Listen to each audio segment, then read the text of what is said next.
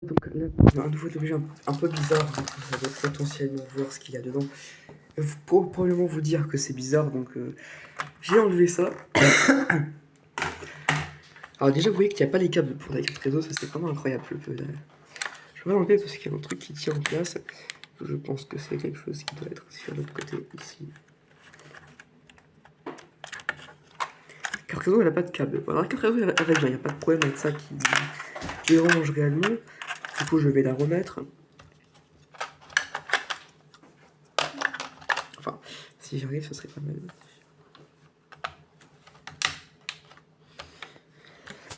Et voilà. Bon, si vous avez le disque dur, alors lui, on va voir ça après.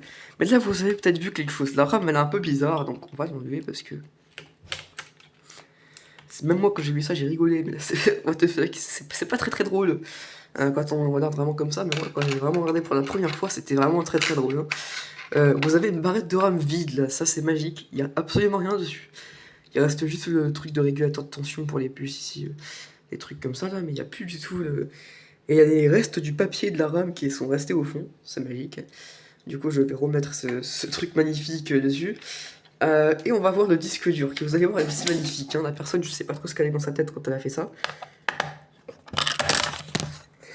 Alors il faut savoir aussi que le processeur, c'est un Intel Pentium, mais de 3ème génération.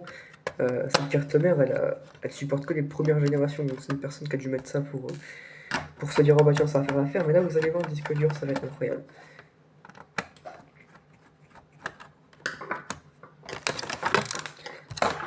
Bon, déjà, vous voyez quelques petites choses qui vont peut-être potentiellement vous désintégrer dans votre tête. Et vous voyez qu'il y a juste un machin de contrôleur. Je pensais que c'était un SSD au début, mais non, c'est vraiment juste le contrôleur d'un HDD qui est resté dedans. Enfin, what the fuck, quoi. Il y a juste le contrôleur d'un HDD qui est resté ici. Et là, le ventilo aussi, il est un peu bizarre pour ceux qui sont pas vus. Il manque les pannes dessus. Il manque toutes les pannes, elles ont été enlevées. Enfin, je sais pas, c'est peut-être pour que ça surchauffe magiquement et que ça s'éteigne. Pour faire croire que le fait que ça s'allume pas avec le nouveau processeur, que ça soit à cause du ventilo, je pense, du coup. Mais c'est vraiment bizarre, hein. Ce PC a été bidouillé avec le cube. Alors, je vais peut-être pas remettre les vis parce que ça sert à rien, de toute façon, ce PC partira à la poubelle.